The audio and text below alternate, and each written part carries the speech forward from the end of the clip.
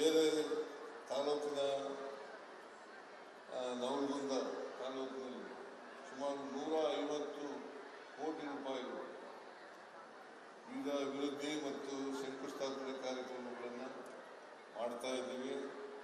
ನಾನು ಯಾಕೆ ಈ ಮಾತನ್ನು ಹೇಳ್ತಾ ಇದ್ದೀನಿ ಅಂತಂದರೆ, ವಿರೋಧ ಪಕ್ಷದವರು ಒಂದು ಟೀಕೆಯನ್ನು ಮಾಡ್ತಾರೆ.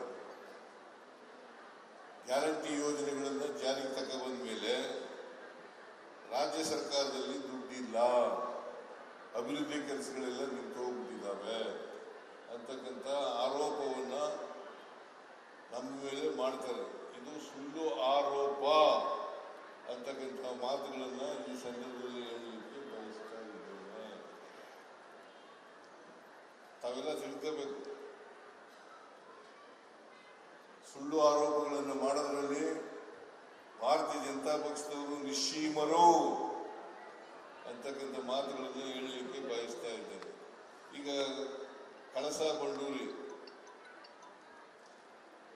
ಈಗ ನನಗೆ ಬಂದಾಗ ರೈತ ಸಂಘದವರು ನನಗೆ ಒಂದು ಪ್ರಶ್ನೆಯನ್ನು ಕೇಳಿದರು. ಕೇಂದ್ರ ಸರ್ಕಾರದವರು ಹೇಳ್ತಾರೆ ನಮ್ಮಿಂದ ನಿಂತೋಗಿದೆ ಅದು ಅಂತಕ್ಕಂಥ ಮಾತುಗಳನ್ನು ಹೇಳ್ತಾ ಇದ್ದಾರೆ. ಎಲ್ಲ ಕಡೆ ಅಪಪ್ರಚಾರ ಮಾಡ್ತಾರೆ. ನಿಜವಾಗಿ ನಿಂತಿರ್ತಕ್ಕಂಥದ್ದು ಭಾರತೀಯ ಜನತಾ ಪಕ್ಷದ ಕೇಂದ್ರ ಸರ್ಕಾರದ ವತಿಯಿಂದ.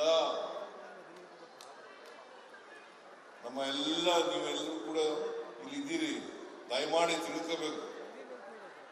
ಕಳಸಾ ಬಂಡೂರಿ ಸುಪ್ರೀಂ ಕೋರ್ಟ್ನಲ್ಲಿ ಆದೇಶ ಕೊಟ್ಟು 2018ರಲ್ಲಿ ನಾವು 2023ರಲ್ಲಿ ಈ ಪ್ರಾಜೆಕ್ಟ್ಗಳಿಗೆ ಕಳಸಾ ತಿರುವು ಯೋಜನೆ, ಬಂಡೂರಿ ತಿರುವು ಯೋಜನೆ, ಇದಕ್ಕೆ 1,100 ಕೋಟಿ ರೂಪಾಯಿಗಳ ಅಂದಾಜಿನ ಯೋಜನೆಯನ್ನು ತಯಾರು ಮಾಡಿ ಟೆಂಡರ್ ಕರೆದು ಏಜೆನ್ಸಿ ಕೂಡ ಫಿಕ್ಸ್ ಮಾಡಿದ್ದೇವೆ.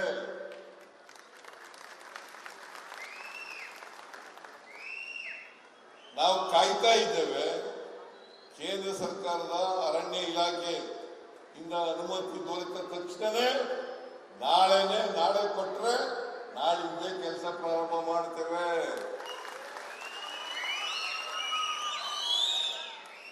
ದಯಮಾಡಿ ತಿಳ್ಕೋಬೇಕು. ಪ್ರಹ್ಲಾದ್ ಜೋಶಿಯವರು ಸುಳ್ಳು ಹೇಳ್ತಾ ಇದ್ದಾರೆ. ಈ ಕ್ಷೇತ್ರದ ಲೋಕಸಭಾ ಸದಸ್ಯರು,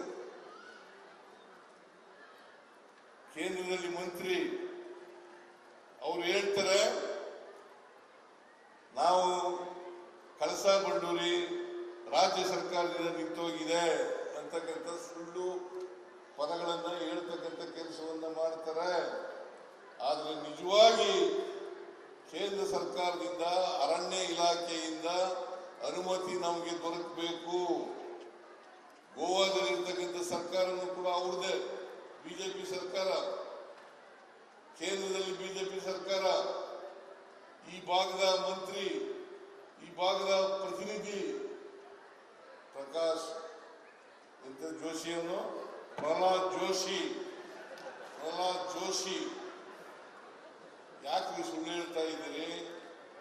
ನಾನು ಅದನ್ನೇ ಕೇಳಿದೆ ರೈತರಿಗೆ. ಸುಳ್ಳು ಹೇಳ್ತಾ ಇದ್ದಾರೆ. ದಯಮಾಡಿ ಅವ್ರ ಮಾತನ್ನು ನಂಬಬೇಡಿ. ಇದೇ ಯಡಿಯೂರಪ್ಪನವರು ಹೇಳಿದ್ರು 2018 ಏನಂತ ಹೇಳಿದ್ರು ಅಂತಂದ್ರೆ, ನಾವು ಅಧಿಕಾರಕ್ಕೆ ಬಂದ ತಕ್ಷಣವೇ ಕಳಸಾ ಮಹದಾಯಿ ಯೋಜನೆಯನ್ನು ಜಾರಿಗೆ ಕೊಡುತ್ತೇವೆ ಹಾಗಂತೇಳಿ ರಕ್ತದಲ್ಲಿ ಬರ್ಕೊಡ್ತೇನೆ.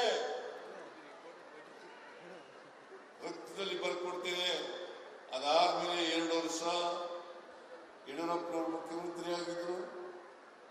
ಆಮೇಲೆ ಬಸವರಾಜ ಬೊಮ್ಮಾಯಿ ಅವರು 1 ವರ್ಷ 10 ತಿಂಗಳು ಮುಖ್ಯಮಂತ್ರಿ ಆಗಿದ್ರು. ಅವ್ರು ಯಾರು ಕೂಡ ಮಾಡಲಿಲ್ಲ, ಸುಳ್ಳು ಹೇಳ್ತಾ ಇದ್ದಾರೆ. ಈ ನಮ್ಮ ಕೋನ್ ರೆಡ್ಡಿ ಅವರು ಸಸ್ಯಾಲ ಹಾಕತ್ತಾರೆ. ಹೇಳ್ಬೇಕು ರೈತರಿಗೆ, ಹೇಳ್ಬೇಕು ನಮ್ಮಿಂದ ನಿಂತೋಗಿದ್ಯಾ,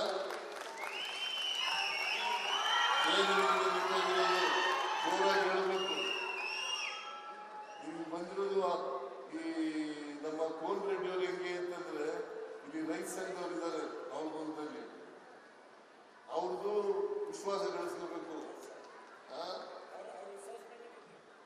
ವಿಶ್ವಾಸದಿಂದ ಗೆದ್ದಿದ್ದೀರಿ. ಅದಕ್ಕೆ ಅವ್ರ ಮನಸ್ಸು ನೋಯಿಸಕ್ಕೆ ಹೋಗಲ್ಲ. ಇದನ್ನ ಮಾಡಬಾರದು. ದಯಮಾಡಿ ನೀವೆಲ್ಲರಿಗೂ ಕೂಡ ತಿಳ್ಕೊಳ್ತಕ್ಕಂಥ ಕೆಲಸವನ್ನು ಮಾಡಬೇಕು. ಇವತ್ತು ಮಾದಾಯಿ ಯೋಜನೆ ಅಥವಾ ಕಳಸಾ ಬಂಡೂರಿ ನಾಲಾ ಯೋಜನೆ, ತಿರುವನ ಯೋಜನೆ ಇದು ನಿಂತೋಗಿರೋದು ಕೇಂದ್ರ ಸರ್ಕಾರದ ಫಾರೆಸ್ಟ್ ಡಿಪಾರ್ಟ್ಮೆಂಟ್ನವರು ಅನುಮತಿ ಕೊಡದೆ ನಿಂತಿರ್ತಕ್ಕಂಥದ್ದು. 6 ವರ್ಷ ಆಯ್ತು, 7 ವರ್ಷ ಆಯ್ತು. 7 ವರ್ಷದಿಂದ ಇದಕ್ಕೆ ಅನುಮತಿಯನ್ನು ಕೊಡಿಸದೇ ಇರ್ತಕ್ಕಂಥವ್ರು ಪ್ರಹ್ಲಾದ್ ಜೋಶಿ ಅವರು ಕೇಂದ್ರ ಸರ್ಕಾರ ಅಂತಕ್ಕಂಥದನ್ನ ಅರ್ಥ ಮಾಡ್ಕೋಬೇಕು ಅಂತಕ್ಕಂಥ ಮಾತುಗಳನ್ನು ಹೇಳಿ ಬಯಸ್ತಾ ಇದ್ದೇನೆ. ಹಾಗೇನೆ ಅಪ್ಪರ್ ಕೃಷ್ಣ 3ನೇ ಹಂತ ಅದು 2013ರಲ್ಲೇ ತೀರ್ಪಂತು, 2013ರಿಂದ ಇವತ್ತಿನವರೆಗೆ ಮಾಡಿಲ್ಲ. ಗೆಜೆಟ್ ನೋಟಿಫಿಕೇಶನ್ ಆಗಬೇಕು. ಕೇಂದ್ರ ಸರ್ಕಾರ ತೀರ್ಪು ಕೊಟ್ಟಿದೆ, ಗೆಜೆಟ್ ನೋಟಿಫಿಕೇಶನ್ ಮಾಡಬೇಕು ಕೇಂದ್ರ ಸರ್ಕಾರ. ಗೆಜೆಟ್ ನೋಟಿಫಿಕೇಶನ್ ಮಾಡಿದ್ರೆ 3ನೇ ಹಂತದ ಕೆಲಸವನ್ನು ಮಾಡಲಿಕ್ಕೆ ಸಾಧ್ಯ ಆಗಿಲ್ಲ.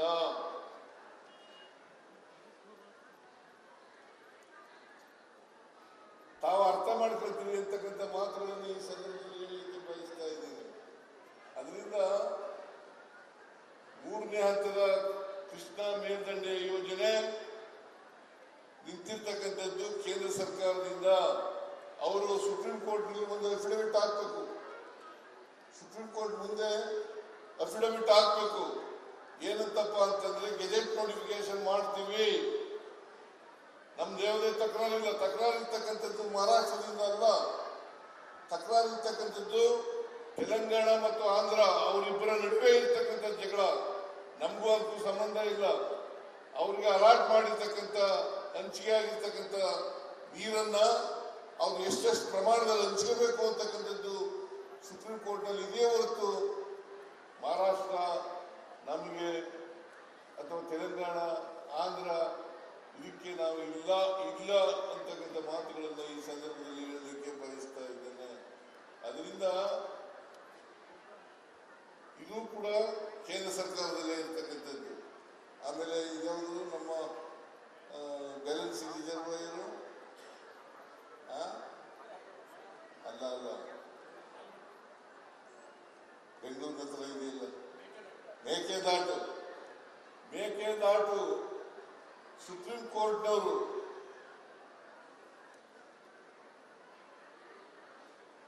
ತಮಿಳುನಾಡಿನವರು ಅರ್ಜಿ ಹಾಕಿದ್ರು, ತಕರಾರು ಅರ್ಜಿ ಹಾಕಿದ್ರು. ಅರ್ಜಿ ವಜಾ ಆಗಿದೆ. ಇದು ನವೆಂಬರ್ ತಿಂಗಳೇ ವಜಾ ಆಯಿತು. ಮೇಕೆದಾಟು